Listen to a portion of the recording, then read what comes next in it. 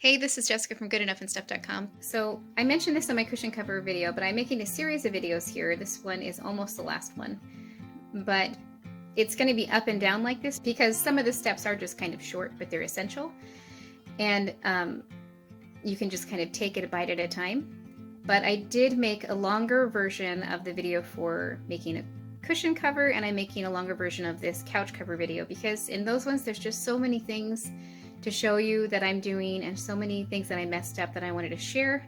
But you can see a shortened version of all the steps on how to make a cushion cover and how to make a couch cover in my shorts section.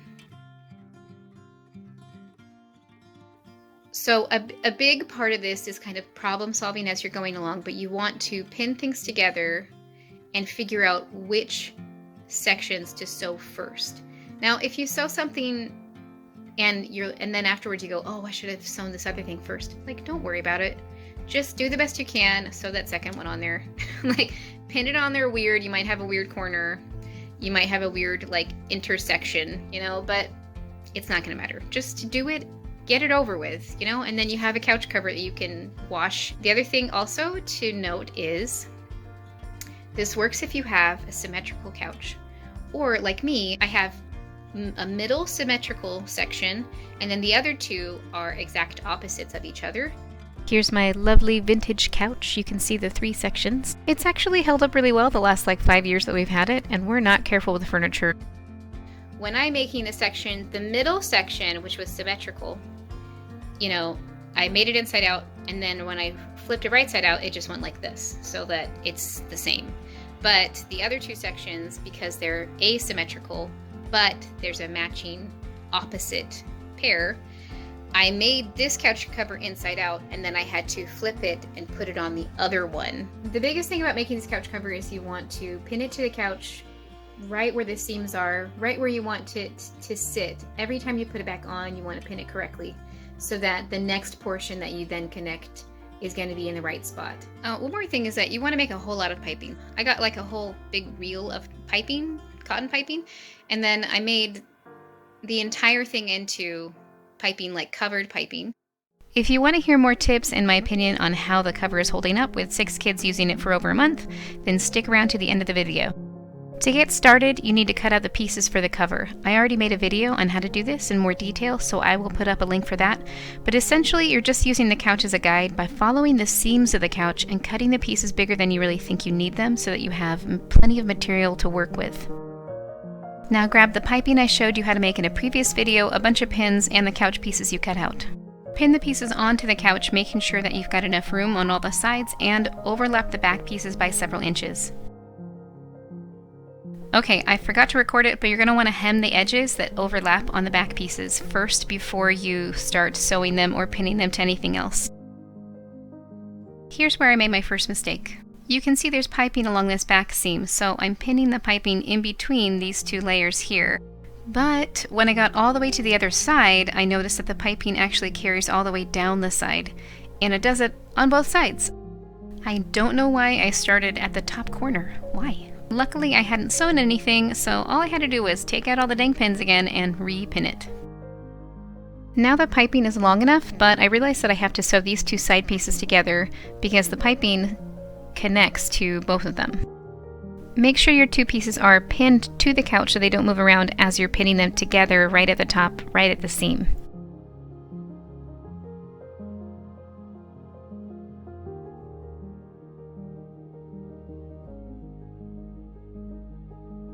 I sewed that together and then pinned it back onto the couch.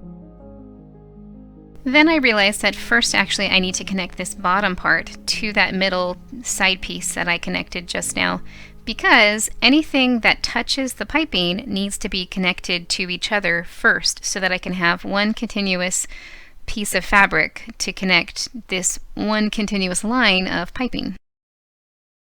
What? No, watching anymore. Yeah, not right now. You gotta go do your work. I don't watch Mickey Mouse and Megan. Okay. I want you off Mickey Mouse house. I want you off on Mickey Mouse house. Okay, well you go do your work. Okay, go do your work. Okay. David's gonna go do his work and not watch Mickey Mouse House, I guess. Well, I pin this back onto the couch. so that I can then pin it to the piping. I'm cutting the extra off of this seam here and the one at the top corner above it because it's about to be pinned and then sewn into another seam. And you don't want to have like a bunch of flapping fabric that's like stuck now in between seams. For the rest of the couch, try not to cut off any excess fabric off of the seams that you've already sewn, just in case you might have sewn something wonky and you need to like pick it out and then re-sew it.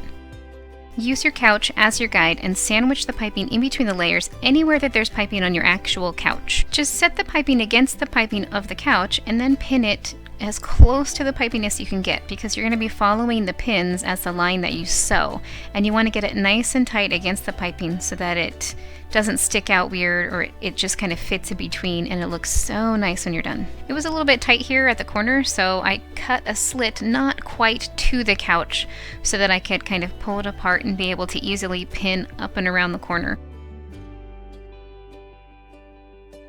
Follow the curves of your couch as you're pinning.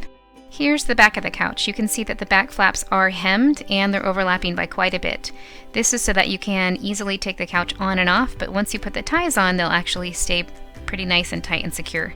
I made sure the overlapping pieces were where I wanted them to be, and then I just continued to pin the piping and the other side all together, all the way across and down to the other side where the piping stopped.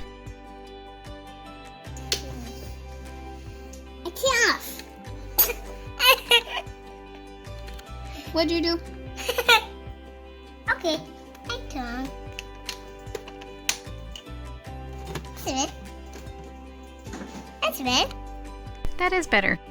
Now I'm sewing that big long line with the piping, but I need to make sure that I have a zipper foot in, that I'm using upholstery thread, and I'm keeping everything nice and flat and out of the way, especially as I go around the corner. I want to go nice and slow and be careful. I'm using my fingers to kind of feel where the piping is so I can sew right next to it, and also I'm kind of smoothing the piping out as I go because it's a little bit hard to get just a straight line, especially around the corner when you're just pinning it.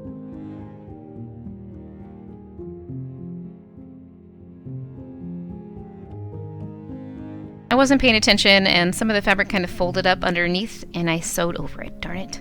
But I just had to pick it out and do it again. Time to add the front pieces.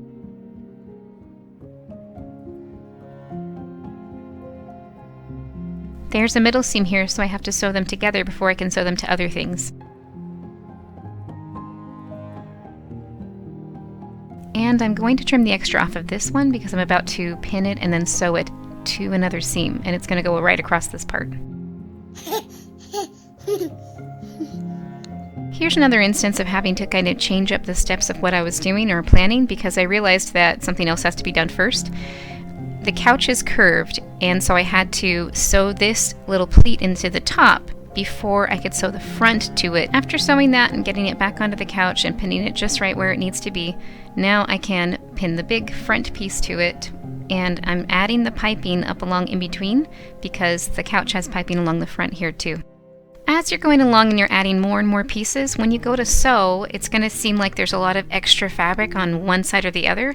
So I wanted to show you how I deal with that, especially when you're going around a corner. Okay, just pretend that I'm sewing here. When you're sewing this straight line, you're going to put everything on either side nice and flat as you can get it, and sew right next to the piping. Sew straight down as far as you can to about the middle of the corner, and then leave your needle in the fabric as you turn the fabric so that you can continue to sew around the corner.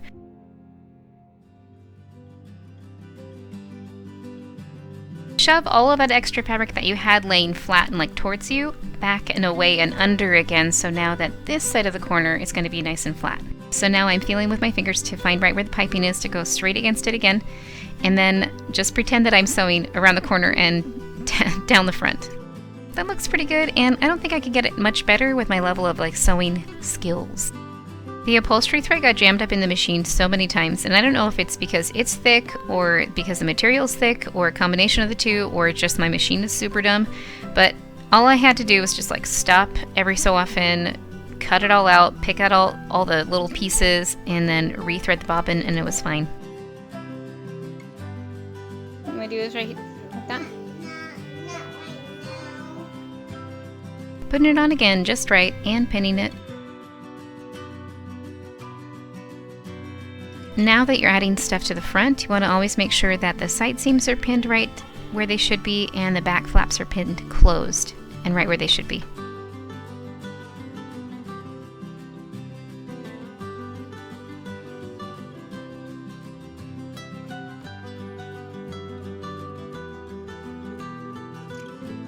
This part was kind of tricky because there's a lot of like pieces that intersect and like in really tight spots, like very close to each other.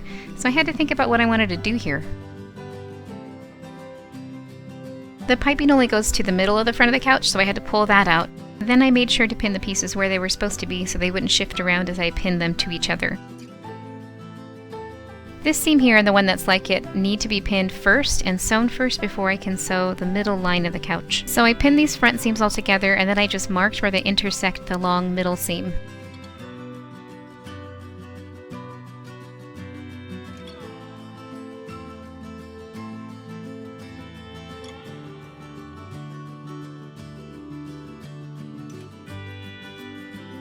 Here's what it looks like all pinned.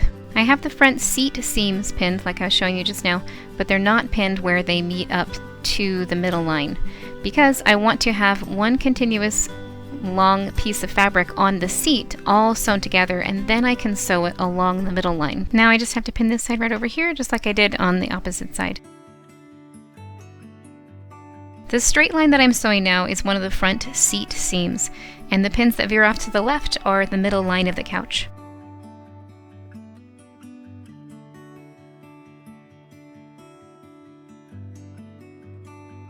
I trimmed that seam down and then I opened it up and I'm laying it flat against the other piece of fabric, and now I'm trying to find the pencil markings I made on either side and then pinning it right where those are.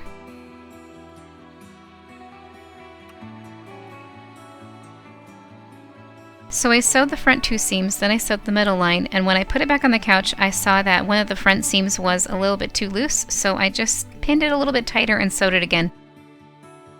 This is crazy looking. I didn't pin it to the actual couch and I didn't center it or anything, and I just wasn't paying attention, so it got pulled way off center. So many pins. Here's the whole body of the couch done. If it fits just right the way you want it, then go ahead and trim all the extra off of the seams. I found that it was easier to do it while it was on the couch, but don't trim the bottom line. Because the bottom of the couch is like so curvy and everything, I can't just follow it straight across. So to get a straight line for the ruffle to attach, I'm just marking 5.5 inches up from the ground with a ruler, and I'm using a washable marker to make marks every few inches all the way around the couch. I wanted to show off the legs a little bit, like show off them gams of the couch, but you might want yours to go all the way to the floor. So you just measure however length you like from the ground, and I think it'll be a good straight line. To make the ruffle, I cut a piece that was about 5 inches wide, and then I cut it about 1.5 times the length that I needed it for the bottom of the couch. Hem one side of the length by folding it over twice and then sewing it all the way down. Also hem one side of the ruffle. I found that it was easier to attach the ruffle if the couch cover was on the ground and not on the couch, so lay it out flat with the wrong side facing up. Fold the bottom of the couch cover up right where you made the marks, and then fit the piping and the ruffle against that. Make sure that the ruffle is also facing wrong side up. Put your pin as close to the piping as you can. As I'm pinning the ruffle on there, I'm not doing it totally straight. I'm letting the material kind of stick out a little bit, and I'll explain why in a second. Make sure you fold the end of the piping in when you pin it on so that you don't have a raw edge sticking out. I tried doing the ruffle the normal way, where you run like a basting stitch all the way across one side, and then you just pull one string as it like gathers, and then you even out the gathers, but I could not get it to gather at all. I think the material was too thick, and maybe the upholstery thread was too thick, but it just was not working. So instead I just did pleats all the way across, and that seemed to work. To make the pleats in the ruffle, as you're pinning the ruffle, you just move it over a little bit and make a little fold, and then pin that fold down. And then you do that every few inches. I got better at the pleats as I went along, so I did go back and redo some of the pleats in the beginning, and I ended up pinning the actual folds and not just right next to them. I don't know why I did that. This is what it should look like when you lift it up. You've got the right side of the fabrics facing down at the floor, and then you have the nice piping in the middle. Okay, so now you can take it over to your machine, and you have all of the raw edges on the right side and the couch cover and the ruffle on the left side. I should have made the pleats facing the other direction because they kept getting caught on the presser foot, but I really didn't want to take the whole thing off and then repin everything just for that, so I just dealt with it and it was fine. Let's do the back ties now. Looking good! For the ties that I made, I cut out 8 pieces that were about 4 inches wide by about 23 inches long, and then that would make 2 sets of ties for the back of each couch, but they weren't quite long enough to make like a really nice bow in the back, so I'm okay with how it turned out. I can just do kind of an interesting knot, but if you want more material to work with, you might want to experiment with different lengths before you start like committing to really sewing everything down. Take 2 of your tie pieces and sew them right sides together on 3 sides all the way around and leave one short end open. You can see here that the sides and one end is sewn and the other side is open. Do this with your other pieces so that you end up with a total of 4 ties. Now turn all of those right side out like you would a really long sock. Fold over the top and then jam your fingers down in there and pull out material from the inside while you pull the outside down. Now that it's right side out, you want to fold the open edge in and then sew that closed.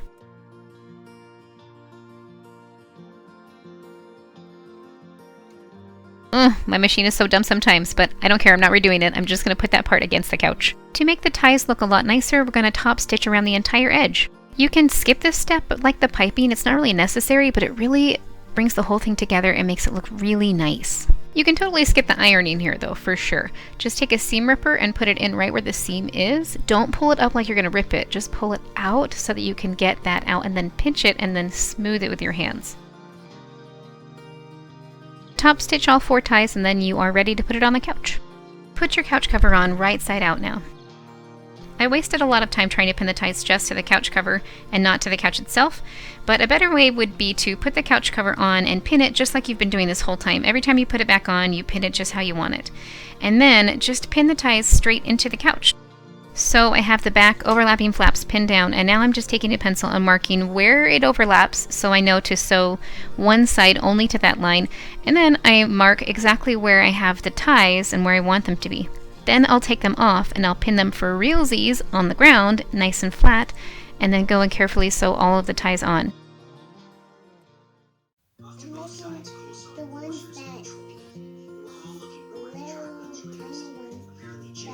Check out my video on how to make a matching cushion cover. It's an envelope style, so there's no zippers, and it's easier than you think, and I guess it makes a really good baby sleeping bag. Let's see what it looks like all together.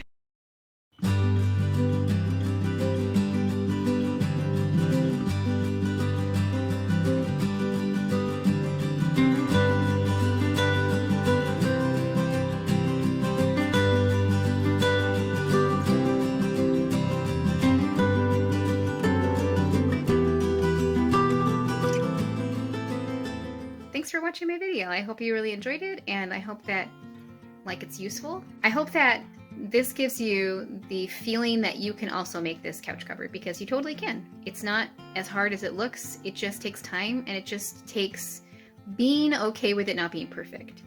I think if you start off making the piping, you feel really good because you think, oh, this looks lovely, and it was so easy. And then use that piping to cover a cushion. And then once the cushion's done, you go, this is awesome. I did it. I can do it. And then use that victory and write it all the way into making the whole couch cover, and then you can do it. I gotta say that I think piping and beautiful throw pillows are magic when it comes to a couch cover. That if you have those 2 things, it doesn't matter if you sewed things a little weird or if it's pulled off center, or you have like I think one of the corners that I sewed has somehow I ended up with like a raw edge sticking out in the corner, like just sticking out. So I don't know how I managed that. If you get to the end of this and you find that, you know, you didn't quite sew quite as close to the piping as you wanted, and like it's sticking out a little bit, or it's like a little bit weird, you can always fit the cover on, tie it on, and you know, get it to exactly where you want it to be. And then you go back through and just hand sew with that same upholstery thread. You know, carefully sew the things exactly how you want them to be. And the same thing, if you have seams that, you know, you kind of lost track of a little bit as you were sewing, they got sewn out a little bit too far, and like the couch cover is kind of loose in areas, just turn it back inside out, repin it along those seams, and then just sew the line again along the pins. So, there's adjustments that can be made as you're going about this that can make this just how you want it. And at the end of the day, this couch cover is for using. If it's a little, you know, uneven or it doesn't fit just perfectly, I mean, it's good enough, you know? Like, it's good enough and you're good enough. You did a great job. You finished it, you know, or you got it to where you needed it to be.